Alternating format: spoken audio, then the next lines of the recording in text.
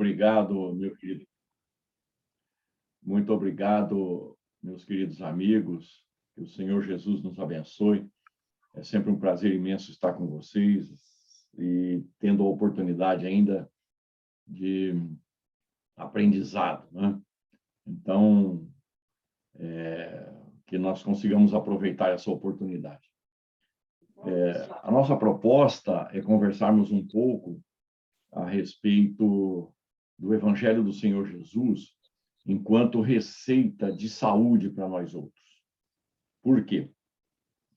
Porque todos nós, aqui na Terra, experimentamos situações em que as enfermidades físicas nos chamam a vivenciar, a experimentar determinadas situações que, em tese, tirariam e tiram, né, o nosso bem-estar. A nossa proposta é enxergar o Evangelho de Jesus enquanto eliciador para um novo comportamento, relacionando-se com a aplicação dos seus ensinos à manutenção da saúde ou ainda na melhoria da nossa condição de bem-estar.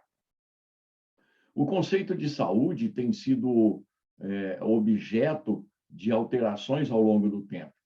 A OMS, Organização Mundial de Saúde, um dia, bem atrás, disse que saúde era uma questão de ausência de doenças. Mas com a evolução dos estudos, das pesquisas, em evolução da própria natureza humana, hoje o conceito de saúde é um pouco diferente disso. Diz a OMS que saúde hoje é ter um bem-estar físico, mental e social, e não necessariamente ter ausência de enfermidades no corpo físico. Eles inserem a questão do bem-estar. E é possível a gente viver bem, é possível a gente viver minimamente bem, sentindo-se bem, mesmo com doenças presentes no nosso corpo físico, e notadamente doenças crônicas, como é o meu caso, portador do diabetes. É perfeitamente possível. Mas quando eles dizem bem-estar, nós nos lembramos da questão 719 do Livro dos Espíritos, onde Allan Kardec vai demandar aos benfeitores espirituais se a busca pelo bem-estar pessoal se é consoante à lei de Deus, à lei natural, né? Ao que os benfeitores espirituais disseram que sim, que é perfeitamente normal, não é questão nenhuma de egoísmo, buscar a própria percepção de bem-estar. Mas dizem os benfeitores, em resposta à questão 719, que nós precisamos observar dois parâmetros para que nós nos estabeleçamos em sintonia com a lei natural naquilo que se relaciona à condição de bem-estar na Terra. O primeiro deles tem a ver com os excessos em relação à vida corpórea.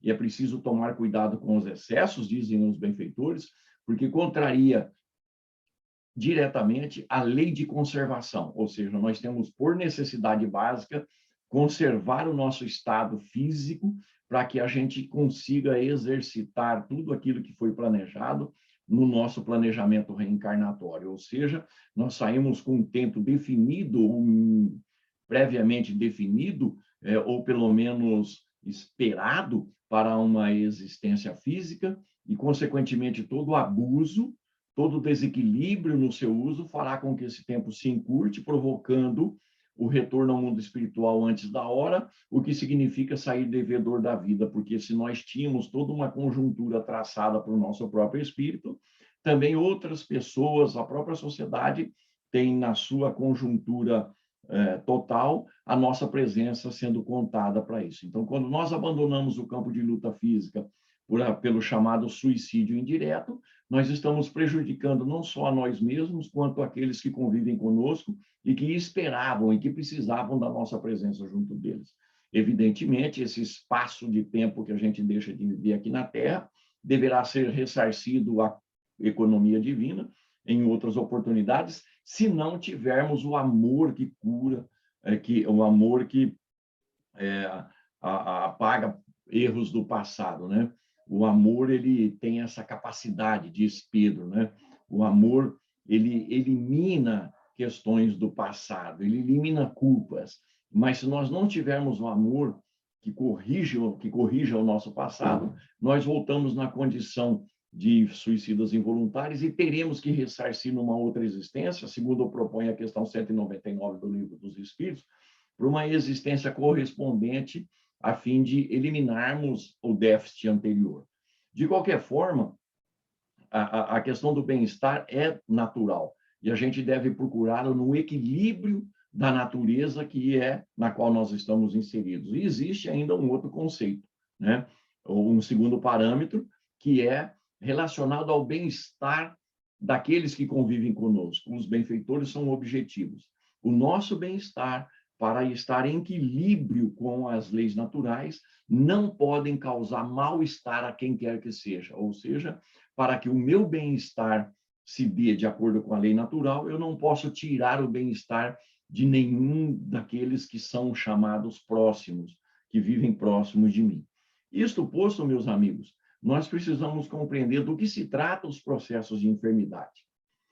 Até a chegada de Hipócrates, no século V a.C., as enfermidades, as doenças, eram resultados da intervenção dos muitos deuses que a mitologia grega explicava existirem. Então, doenças físicas eram como que castigos ou estavam sujeitas ao humor desse ou daquele deus. Com a chegada de Hipócrates, há um avanço no sentido de criar um entendimento a partir da própria constituição daquilo que se chama matéria no globo terrestre, né? O próprio planeta teria quatro substâncias comuns que, em se ajustando entre si, fariam com que a realidade física se estabelecesse. Então, nós temos, por princípio, no planeta, na visão dos gregos, a terra, o ar, o fogo e a água, sendo os 4 elementos que dariam sustentação à existência física. Hipócrates raciocina no mesmo sentido, dizendo que se existem esses 4 elementos para o mundo físico, existirá 4 elementos para o corpo físico. E aí ele vai dizer que são 4 humores. O sangue, né, o fleuma, produzido pelas vias respiratórias, né, a bilis negra, produzida pelo fígado, e a bilis amarela, produzido pelo pâncreas e pelo estômago. O desarranjo desses 4 elementos provocariam estados enfermiços. E isso vai perseverar por praticamente 2.000 anos, até o surgimento do microscópio e, consequentemente, 65 anos depois, aproximadamente, o surgimento do conhecimento, melhor dizendo, da existência da célula, e a partir das pesquisas microscópicas com a célula, foi se descobrindo que ela em si mesma é toda uma individuação e o seu funcionamento provoca, quando em desequilíbrio, problemas físicos no ser humano. Estabelece-se, então, a patologia celular, há pouco mais de 150, entre 150 e 200 anos, e a evolução todos nós já sabemos. De qualquer forma, existe uma busca incessante para o entendimento do porquê ficamos doentes. E nós temos visto, e é fácil observar isso, que a expectativa de vida do ser humano aqui na Terra tem se esticado, vamos dizer assim, em função dos avanços no campo da medicina, no campo do entendimento da mecânica corporal, no sentido dos exercícios, mas também no campo mental, onde já se sabe da influência do ser pensante no corpo físico, das doenças psicofísicas, né? E já se sabe também da questão alimentar, e, de uma forma geral, nós estamos esticando a nossa expectativa de vida aqui na Terra. Se à época de Jesus a expectativa de vida era em torno de 35 anos, hoje nós temos aqui no Brasil quase 80 anos, 78 e pouco para as mulheres, 76 e pouco para os homens, mas já se trabalha, a ciência como um todo, inclusive as ciências sociais trabalham, com a expectativa de vida para as crianças nascidas nesse milênio em 100 anos. Então, crianças nascidas nesse milênio, muito mais nessa última década, já têm expectativa de vida de 100 anos, o que é um avanço imenso. Mas, se nós observarmos os ensinos dos espíritos, nós vamos encontrar mais e mais explicações do porquê adoecemos. Mas nós gostaríamos porque o ensino dos Espíritos parte do Evangelho de Jesus, mais objetivamente, nós gostaríamos de partir para as nossas reflexões de hoje, meus amigos, no tocante à manutenção da saúde ou por que adoecemos, a partir da própria visão trazida pela narrativa dos evangelistas em cima das ações do Senhor Jesus na Terra. Ora, se tem uma coisa que o Senhor fez aqui na Terra foi curar doentes. Não só doentes do espírito, mas doentes do corpo, principalmente. E é fácil nós entendermos isso porque o contexto da época nos mostra muito claramente do que se trata. À época de Jesus, não havia nenhum tipo de medicação formalizada. Havia apenas ervas e alguns chamados doutores que indicavam ervas para os seus doentes. Não havia, portanto, remédios, não havia hospitais, não havia postos de saúde, não havia exames de nenhum tipo. Havia tão somente intuição e com o uso de ervas. E aí surge um ser, o Senhor Jesus, que cura qualquer coisa, em qualquer tempo, com o poder da sua vontade, com o poder da sua energia. E aí imaginemos o contexto, né? Quantas pessoas não deveriam fazer parte do dia a dia do Senhor Jesus em busca de uma solução para a sua problemática corporal, né? Então, o Evangelho vai trazer algumas descrições de curas tratadas pelo Senhor Jesus, e nós vamos aqui fazer uso de 3 exposições evangélicas para que a gente possa compreender do porquê das enfermidades em nossas vidas aqui na Terra. Antes, porém, gostaríamos de visitar, meus amigos, a escala espírita, que está no Livro dos Espíritos, a partir do item número 100. Por quê? Porque na escala espírita, Allan Kardec vai nos explicar quais são as características dos espíritos segundo a sua posição moral na escala evolutiva.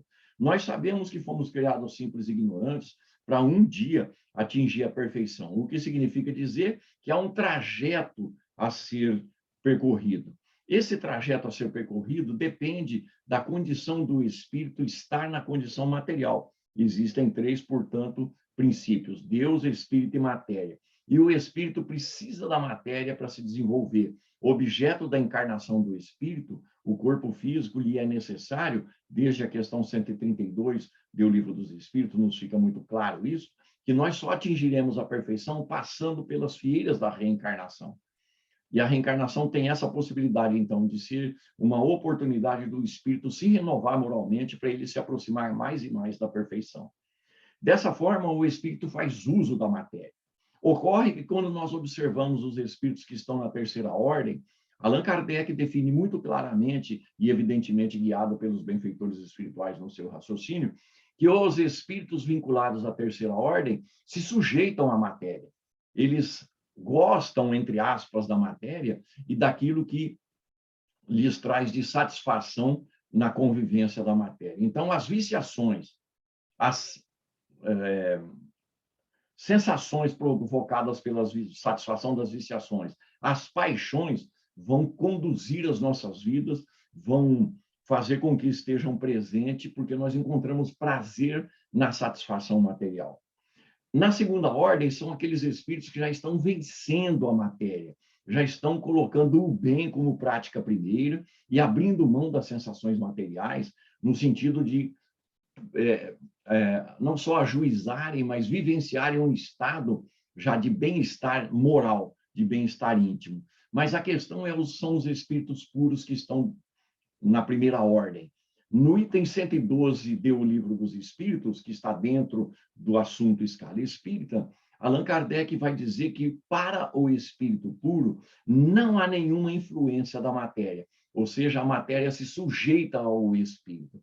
O que significa dizer que tudo aquilo que o Senhor fez aqui na Terra em termos materiais se justifica, porque ele anda sobre as águas. Então, ele está dominando a matéria não só do corpo físico, que ele transmuta no Monte Tabor no processo da transfiguração, quanto ele também está trabalhando com o seu espírito a lei da gravidade. Quando ele anda sobre as águas, ele está não derrogando a lei da gravidade, mas ele está interferindo na sua condição física para que a lei de gravidade não impacte nele naquele instante. Ele acalma ventos e tempestades, ele cria pães e peixes, entre aspas, do nada, ou seja, o Senhor Jesus, com o poder mental que tem, que é característico, ele movimenta a matéria ao seu sabor.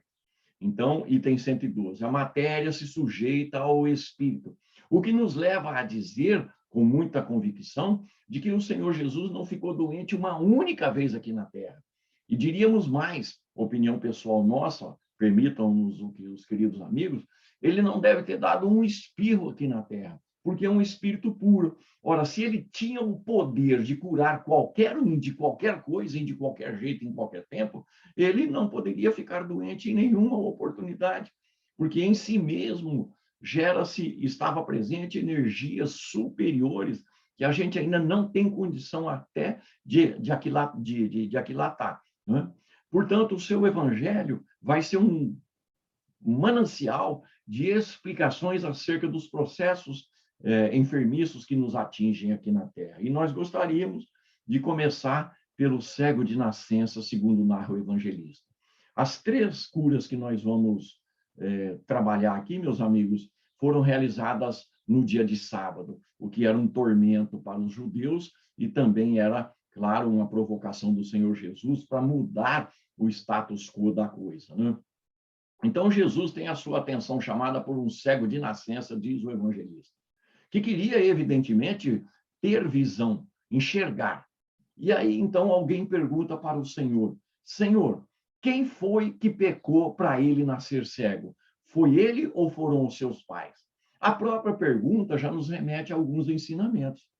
Porque quem perguntou já sabia de algumas coisas relacionadas. Por exemplo, quem foi que pecou para ele nascer cego? Quem perguntou já sabia que pecados, atitudes morais inadequadas resultam em problemática física. A pessoa já sabia disso. Quem foi que pecou para ele nascer cego? A pessoa já sabia que pecado resulta em problema físico. Isso poderíamos dizer, ou ele sabia porque Jesus já tinha falado, ou já era um certo consenso entre aqueles chamados, entre aspas, iniciados na realidade espiritual.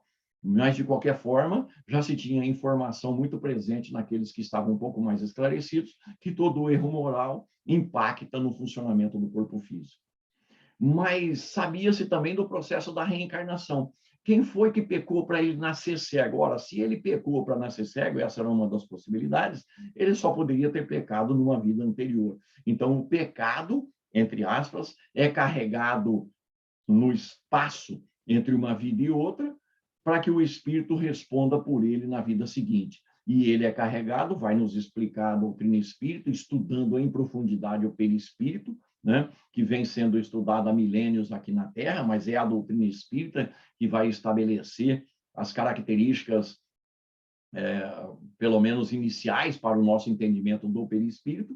Então, o nosso perispírito, diz André Luiz, em Evolução em Dois Mundos, quando ele dita uma mensagem lá na segunda parte sobre o passe, todo erro consciente provoca uma mancha, vamos dizer assim, palavra nossa aqui, interpretando André Luiz, uma mancha energética no perispírito que será filtrada pelo corpo físico.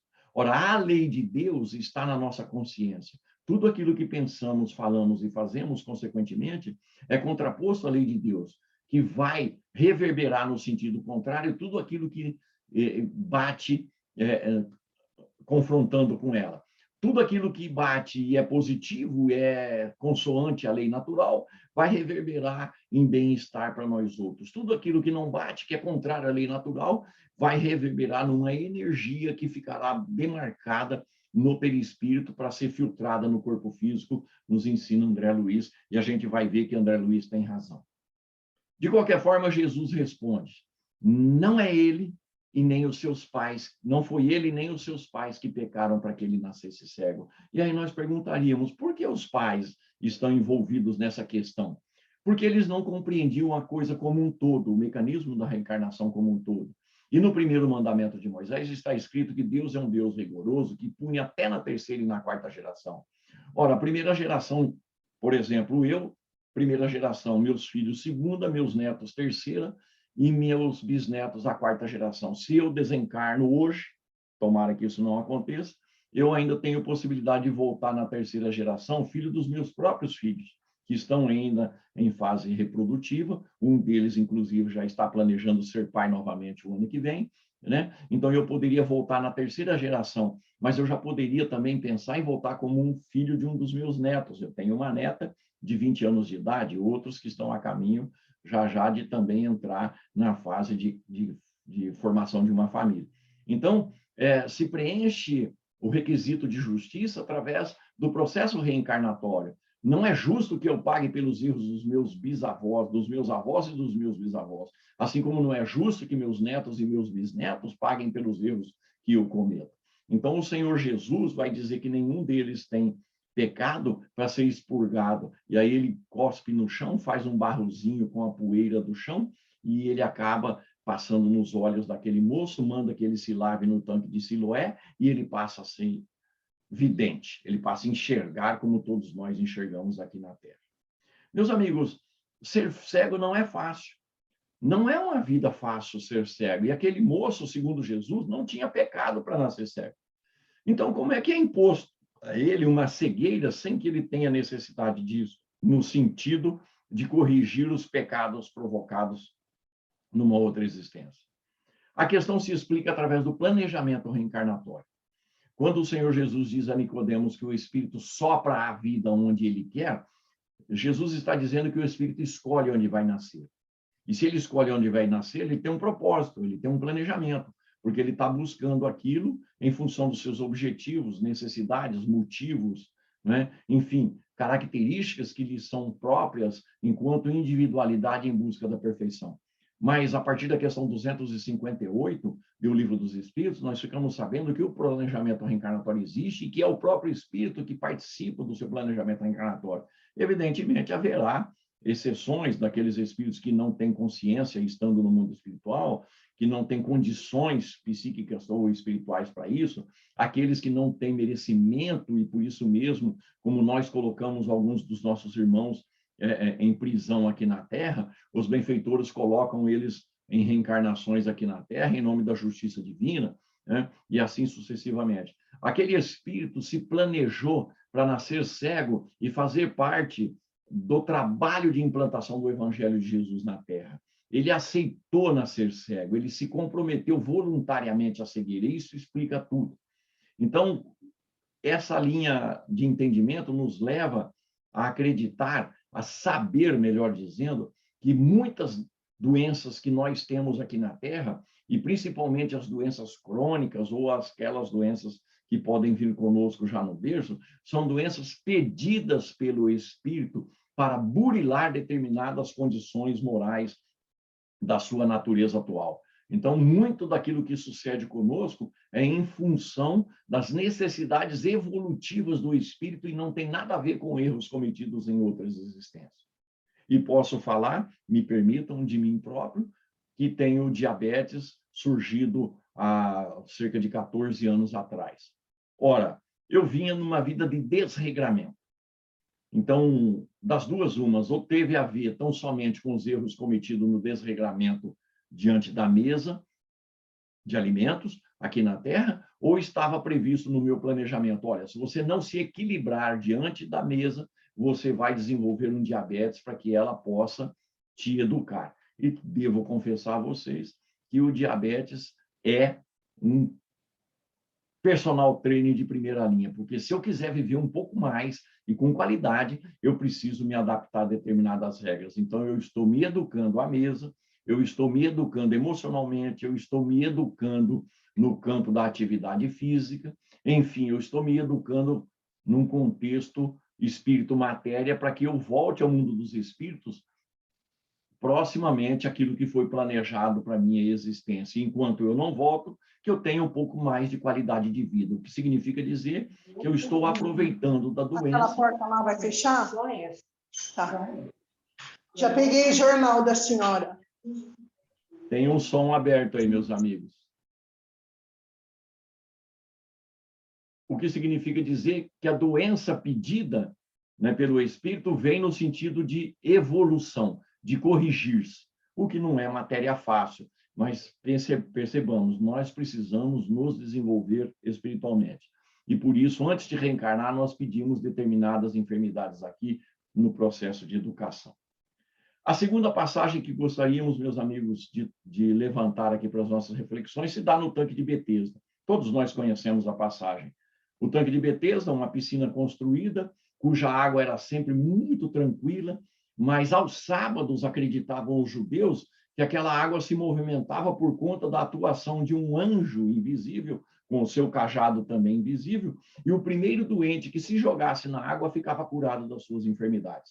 Era cultura da época, era uma forma de entendimento da vontade de Deus em relação às suas criaturas. Era uma tradição e deveria funcionar, porque todo sábado aquilo estava abarrotado de gente. Ora, quando a água se movimentava, pensamos nós aqui com os nossos botões, devia ser um desespero, né? Todo mundo se jogava ao mesmo tempo e só Jesus e só Deus para saber quem foi o primeiro que relou na água, né? Mas deveria funcionar, porque aquilo estava cheio de gente todo sábado. O que significa dizer, e entra aí a nossa análise, né? Vamos dizer assim, mais objetiva, o efeito placebo funciona. Porque aquelas pessoas acreditavam que só de se molhar naquela água ficavam curadas das suas enfermidades. E como aquilo funcionava, pois que estava sempre apinhalado de gente, fica muito claro que o efeito placebo, que é a crença que o ser pensante tem de que fazendo ou tomando determinado medicamento, ele se cura. Ora, o efeito placebo é um mecanismo da medicina, é um mecanismo proposto e estudado pela medicina. Nós, acreditando que estamos tomando um remédio que é de verdade, acreditando que é de verdade, mas não é, nós nos curamos de muitas enfermidades. E mais, hoje a ciência médica já sabe que todas as enfermidades podem ser pioradas ou melhoradas, dependendo do comportamento mental do doente. Quanto mais otimista, quanto mais alegre, quanto mais crente num poder superior, quanto mais envolvido na prática do amor, inclusive no voluntariado, quanto mais ele se envolve num trabalho religioso, pelo menos 1 hora por semana, mais de boa vontade, a medicina já diz que essas pessoas vivem, em média, mais do que quem não faz isso. Precisam de menos remédio e menos tempo de internação do que quem não faz isso. Então, nós precisamos compreender de imediato o poder do nosso espírito sobre o corpo físico, coisa que o espírito puro já domina completamente, né? Ao que Emmanuel vai dizer para nós lá em Pensamento e Vida, desde 1958, no capítulo 15, quando fala da saúde, e no capítulo 28, quando fala de enfermidade, que os processos mentais impactam diretamente nessa ou naquela enfermidade de que somos portadores. É preciso pensar nisso. Então, primeira lição do tanque de Betesda, o efeito do espírito sobre a matéria. E é por isso que Jesus falava, a tua fé te cura. E aí o Senhor encontra um paralítico próximo ao tanque de Betesda e pergunta para ele, o que você deseja? E ele responde, Senhor, que alguém me jogue na água, nunca dá tempo, eu não consigo chegar em tempo, né? Então, aquele homem acreditava piamente que ele poderia ser curado se ele fosse mergulhado naquela água, em primeiro lugar. E aí, então, o Senhor diz para ele, levanta, toma a tua cama e anda, diz o evangelista. E aquele homem se levanta, mesmo há 38 anos vinculado àquela maca, 38 anos retorcido sobre aquela maca, não foram suficientes para aquele homem se levantar de imediato. Qualquer um de nós hoje, com qualquer processo ortopédico menos feliz, é obrigado a fazer fisioterapias e fisioterapias. Aquele homem não, 38 anos retorcido numa maca, se levanta e se levanta a ponto de carregar a própria maca para ir embora, o que foi cobrado, evidentemente, né? E aí, então, Jesus o encontra, porque era sábado, e aí Jesus o encontra lá nas escadarias do templo, e Jesus é o objetivo. Vá e não peques mais, para que algo de pior não te aconteça. Isso ratifica a mesma situação experimentada naquela experiência do cego de nascença. Todo erro moral resulta em problema físico, e quanto mais consciente do erro é o espírito, mais impactante vai ser o resultado no corpo físico. E isso ratifica também os ensinos de André Luiz, onde o perispírito, que é o modelo organizador biológico, que é a forma, entre aspas, do corpo físico, é que vai produzir a problemática que está impregnada nele, fruto do desequilíbrio de sua própria consciência. Então, fica muito claro com Jesus que o erro moral provoca doenças aqui na Terra. Daí não podermos nos revoltar com as doenças que temos. Ela tem a ver com as nossas necessidades espirituais, sejam porque foram pedidas, sejam porque vão limpar erros do passado. Mas voltando à questão do amor, o amor cobre uma multidão de pecados, diz Pedro. Ou seja, quando nós nos voltarmos para o amor, a gente volta também os nossos, consequentemente, indiretamente, para o nosso perispírito, limpando-o das máculas provocadas pelos muitos desequilíbrios e desajustes das vidas anteriores e até mesmo dessa existência. Ora, quem nos induz ao amor é o Evangelho de Jesus. Por isso mesmo, aqui a gente já encontra uma ligação direta que o Evangelho é um produtor de saúde se a gente seguir com as suas orientações. Então, o Evangelho passa a ser a melhor receita de saúde, porque o amor tem a ver com aquilo que a gente faz para o próximo. O amor ao próximo é regra de ouro. Faça para o teu próximo aquilo que você quer para você mesmo. Ora, se eu atender às necessidades do próximo naquilo que me é possível, se eu buscar dar ao próximo uma sensação de bem-estar, eu tenho direito também ao bem-estar. Afinal de contas, a cada um é dado segundo as suas obras. E quem com ferro fere, com ferro será ferido. Então, o Evangelho de Jesus já se apresenta como um professor, um orientador no sentido de andarmos corretamente diante da lei de Deus que está em nossa consciência e tem por essência o amor. Mas nós gostaríamos de partir para a terceira experiência que o Evangelho nos traz, para as nossas reflexões, para irmos fechando o nosso raciocínio, meus amigos. Jesus prega numa sinagoga num sábado e ele observa lá no fundo da assistência uma mulher curvada que tinha consigo, segundo o evangelista, um espírito de enfermidade. Ele a convoca para vir até a frente e ele impõe as mãos sobre ela e a livra daquela enfermidade, afastando o espírito que produzia aquela enfermidade. É evidente, o Senhor Jesus não poderia cometer nenhum erro diante da lei de Deus, mesmo porque ele e o Pai são um, e ele é, portanto, o Verbo que se fez carne. Consequentemente, tudo aquilo que Jesus faz é de natureza própria da própria lei. Então, Jesus socorre a mulher, mas, com certeza, a equipe espiritual que assessorava Jesus também protegia, também socorreu aquele espírito. Mesmo porque, segundo Kardec, nós precisamos pensar no porquê daquele espírito junto daquela mulher. Kardec diz que esse tipo de obsessão, está lá no Evangelho segundo o Espiritismo, no capítulo número 10, esse tipo de obsessão quase sempre se trata de uma vingança. Ou seja, se aquele espírito estava se vingando daquela mulher, ele foi ferido primeiro. Então, não é justo que ela seja socorrida e ele não. Consequentemente, o Senhor produziu um efeito de cura para ambos. Liberou aquela mulher da perseguição do espírito, dando também ao espírito o socorro necessário. Ele é cobrado por ter curado no sábado, e ele vai dizer para aquele chefe da sinagoga que tinha dito que 6 dias havia para se curar na semana, e o sábado não podia. Aí Jesus diz a ele, mas se você tem um boi, por que você leva água para ele ou leva ele para beber água? E eu não posso curar uma filha de Israel. Né? Então, o Senhor está querendo dizer que ele está se preocupando com a ortodoxia da fé, mas não está se preocupando com a realidade espiritual. Ele deveria perguntar, mestre, por que se dá essas coisas? Como é que funciona? Como é que você consegue socorrer? Né? Explica para nós. Né? Não, a ortodoxia, às vezes, não nos permite enxergarmos a solução dos problemas ou as explicações para as condições nas quais nós estamos inseridos. E daí a necessidade de vencermos os nossos preconceitos, buscarmos a verdade sem querer que ela seja a nossa verdade, porque a verdade, ela independe da autoridade de quem quer que seja, ela se implanta com o tempo, né? E já se diz isso secularmente, a verdade não é fruto da autoridade, ela é fruto do tempo. O que significa dizer que a gente precisa ter a mente aberta. Ora, ninguém abre mais a nossa mente para a realidade espiritual do que o Senhor Jesus em germe e o Consolador que ele prometeu que viria nos esclarecer sobre todas as coisas. E nesse ponto, a doutrina espírita é altamente esclarecedora, se não a mais esclarecedora de todas as doutrinas aqui na Terra. Por quê? Porque ela vem falar para o espírito imortal sobre o espírito imortal. Então, nós vamos aprender em O Livro dos Espíritos que os espíritos participam de nossas vidas, guiando-nos o tempo todo, ou a maior parte do tempo, se nós assim o permitirmos. Que eles podem ver o que fazemos e podem enxergar todos os nossos pensamentos.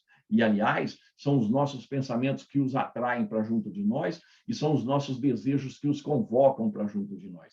O que significa dizer que nós elegemos diuturnamente as companhias espirituais para a nossa vivência aqui no mundo físico. Mas qual que é o problema?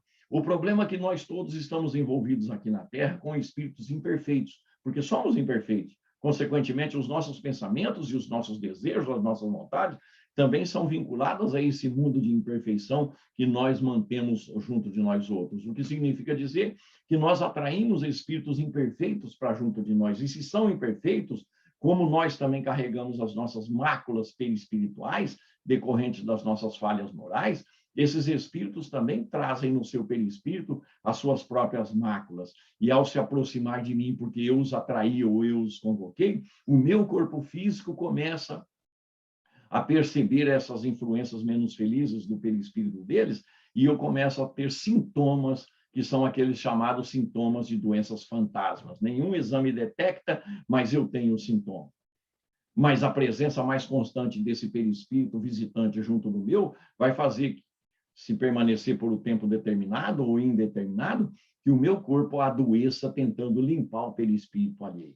Existirá, então, doenças que nós inseriremos no nosso projeto reencarnatório por conta da invigilância e da falta de oração, por conta da falta do bem e, portanto, nós precisamos voltar os nossos olhos mais uma vez para o Evangelho, né? Porque o Evangelho vai nos dizer que o amor é a solução para todos os nossos problemas, né?